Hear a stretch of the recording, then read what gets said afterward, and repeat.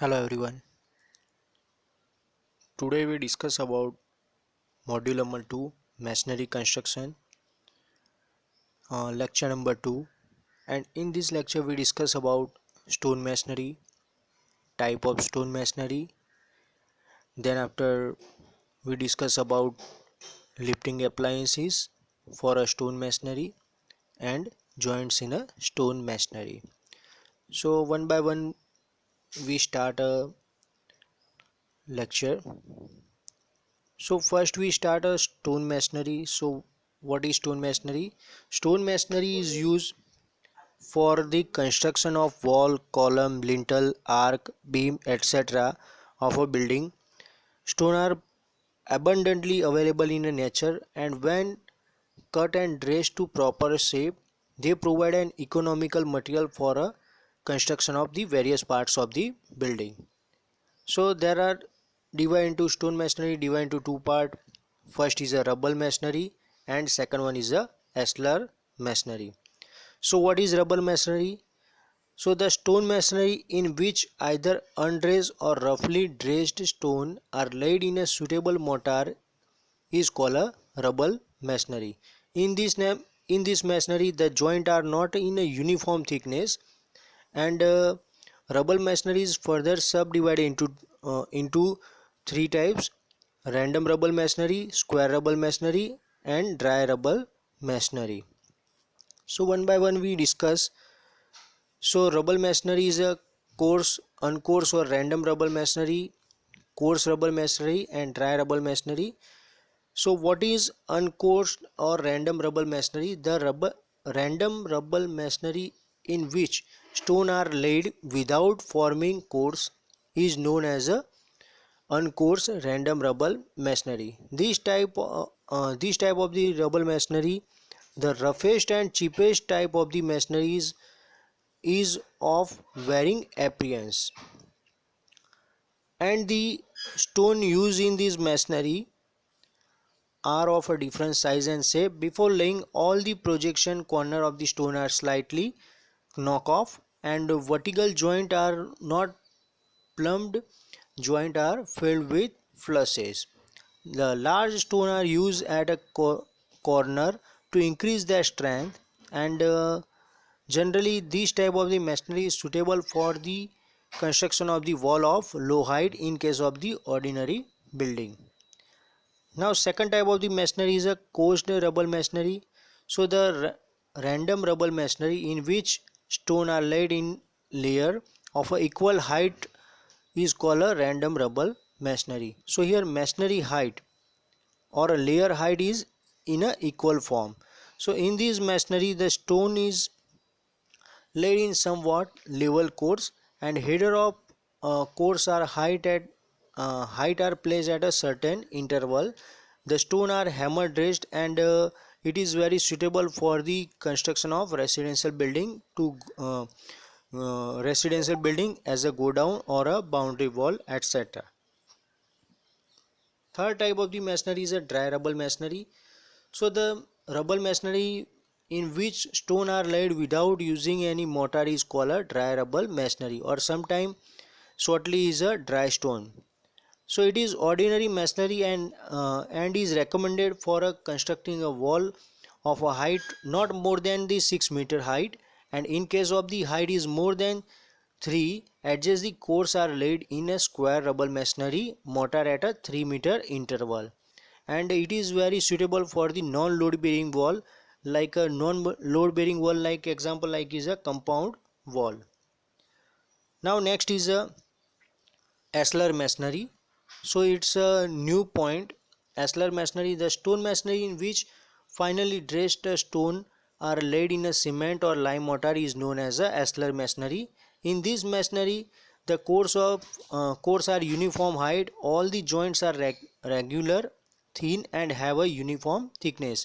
This type of masonry is much costly, as is required dressing of the stone, and it is very suitable for the heavy structure, architecture building, high pier, and abutment of the building. So ashlar masonry is divided into main six type of the ashlar masonry. Ashlar fine masonry, second one is a Ashlar rough tool masonry, third one is a rock or rustic or quarry faced masonry, fourth one is a Ashlar chamfered, and fifth one is a Ashlar facing. So one by one we discuss. So first is a Ashlar fine masonry. Each stone is cut to uniform size and shape while with all the side of the rectangular, so that the stone give a perfectly horizontal and vertical joint with all the joint of adjoining stone, and height of the course is more than 30 centimeter height. So here one layer height is a 30 centimeter, means more than 1 feet height, and maybe of the alternate of the H and S. So what is H and S? H and S is a header and stature. So Ashlar fine masonry generally look like a brick masonry. So here in a brick size is not a 30 centimeter size height, but it's nearer, it's a look like a brick masonry. Now next type of the masonry is a Ashlar rough tool masonry. The bed and side are of finely chiseled dress, but the face is made rough by mean of the tools, and a strip of about 25 mm wide and made by means of the chisel is provided around the perimeter of the rough dressed face of each stone. Thickness of the joint not more than 6 mm. So what is thickness of the joint? So thickness is a joint thickness is a material used to join the two stone. So here lines show the, here two between the two stone line is seen. So this line is show the material. So it is not more than 6 mm thickness. Next one is a rock or rustic or quarry faced masonry. A strip is provided around the perimeter of every stone, but the remaining portion of the face is left in the same from as a received from the quarry. The projection on each exposed face is restricted to 75 mm and thickness of the joint up to the 10 mm. So what is thickness of the joint? So as we discussed, thickness of the joint is a joint between the two stone. So it is not more than 10 mm thickness. Next is a Ashlar chamfered. The strip is chamfered or beveled at an angle of the 45 degree by means of the chisel or depth of 25 mm. So here see in a first figure, so all the stone are properly chiseled at a every corner by the 45 degree and at a 25 mm in a depth. Next is a Ashlar facing.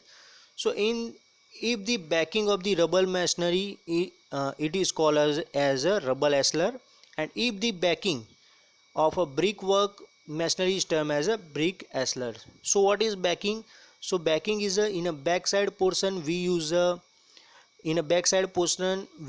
rubble masonry, so it is rubble Ashlar, and we use a brick masonry, so it is brick Ashlar.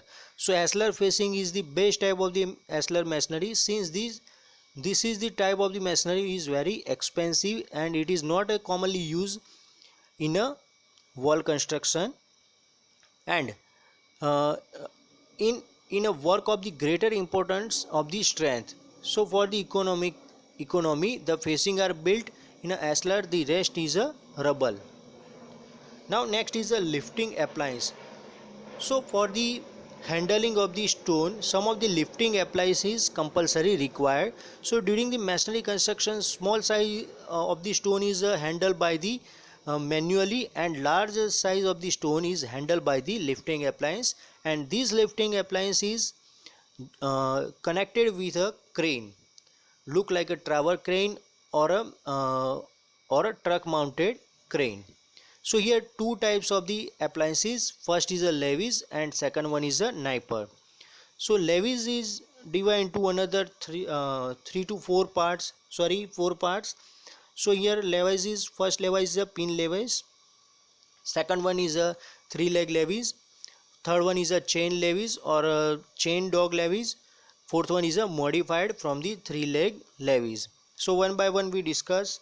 So first one is a pin levies. So what is pin? So as you seen in a figure, Here pin levies is a one type of the pin or a pointed steel rod are inserted in a stone, and when the stone is lifted with the help of the chain or rope, it is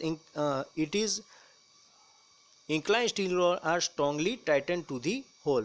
So how to lift the stone by the pin levies? So first of all, the stone which is lifted, so it is first vertically drilled, as you see in a figure number 2. So in the figure number 2, you see the one pin levy is inserted in a stone.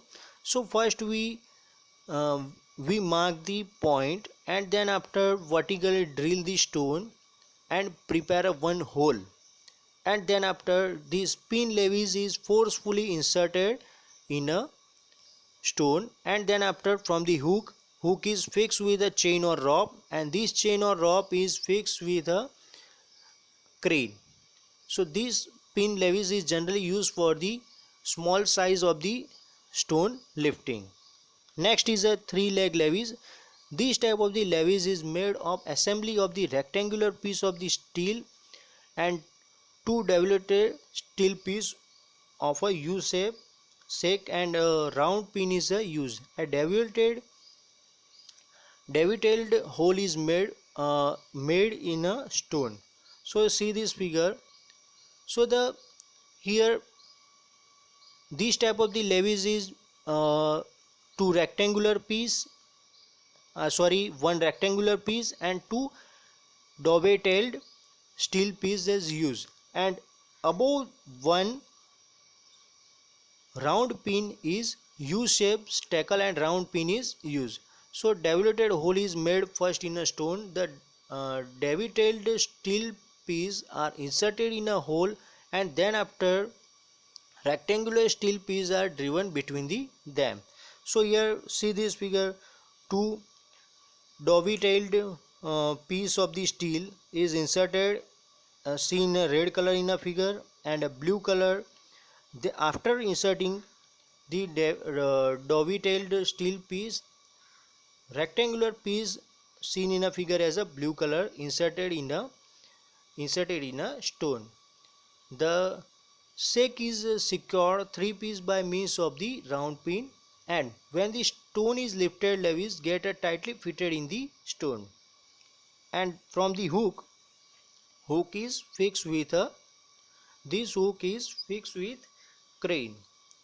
Now next type of the levies is a chain levies or a chain dog levies. In this type of the levies, the hook shape steel piece is known as a dog, and this dog is used for the lifting the stone. The hook and of the dog are inserted in a hole of 18 mm, and the dogs are connected to the hoisting chain or rope for lifting of the stone. In chain levy system, the dovetailed hole is made in the center of the top of the surface of the stone for the lifting purpose. So see this figure. The curve-shaped steel legs are inserted in the hole and are connected by means of the three steel rings. So the topmost ring is attached to the hoisting chain or rope, and this rope or chain is fixed with crane. So when the chain or rope is stretched, so the levies is fixed in a stone, and depends on a weight of the stone. So if the weight of the stone is higher, so dog leg levies is tightly fixed in a stone. Next type of the levies is a modified from the three leg levies. A modified three leg levies consist of a central wedges piece and a frame. The wedges shaped piece can be freely side between the frame consist of a steel plate, and when the stone is lifted, the central wedges pressure against the two sides of the frame. Figure show the levies used for the underwater. So here second figure show the levies used for the underwater construction. So it consists of a wedge shaped piece having the one side vertical and another side is inclined, and straight key with separate thin chain. So the wedges is inserted first and then the key is placed next. So the wedges is in a inclined shape. So first we inserted, and then after as a key rectangular shape is key is inserted as a next type of the uh, instrument used to handle the stone or lift the stone as a lifting appliance is a kniper. So the pointed end of a kniper are inserted in a hole to made a little below the stone top face, and the stone block is raised by attaching the chain assembly. Now next is a joint in a stone masonry. So there are the different joint in a stone masonry. So one by one we discuss. First joint is a butt joint. So here butt joint is a simple joint, look like a brick masonry joint when we use the brick as a masonry work. So two brick are nearer to each other, and by using the mortar we join the two bricks. Similarly in a stone masonry, dressed edge of the two stone are placed side by the side. So here two stone seen in a figure, two stone are nearer to each other, and between the two stone we joined with a mortar like cement mortar or lime mortar. Second type of the joint is a lap joint or rebated joint. So here name indicate lap joint. So provide in arches or gables and use in a slope to prevent the movement of the stone.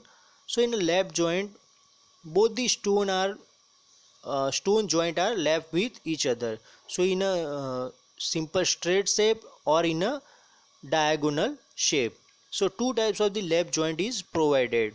So see in a figure number 1 and 2, figure number 1 show the diagonal shape lap joint, and figure number 1 show the straight lap joint. Next is a table joint. So provide in a C wall to prevent the prevent the lateral movement of the stone, and height of the projection is 30 to 40 mm and width is 1 by 3 width of the stone. So here one of the key or projection is provided as a 30 to 40 mm in a height and 1 by 3 width of the stone. Next is a cramped joint. The metal clamp are used to prevent the tendency of the joint to pull apart. The dovetail shaped hole are made in both the stone to be joint, and after placing the clamp in a position, the joint is grouted and covered with a cement or lead or asphalt. So here see this figure, clamp is compulsory required. So clamp is a one type of the clamp. So after clamping the two stone, rich mortar is fill up in a position. Next type of the joint is a plug joint. The plug joint is an alternative or cramp joint. It consists of a plug hole uh, of a dovetailed shape in a plan and cut below the top surface of the stone, and the stone are jointed by filling the holes with a cement. And next is a dowel joint. This type of the joint is used to ensure the stability of the stone against sliding or displacement. Dowel made or a slate or a copper or brass.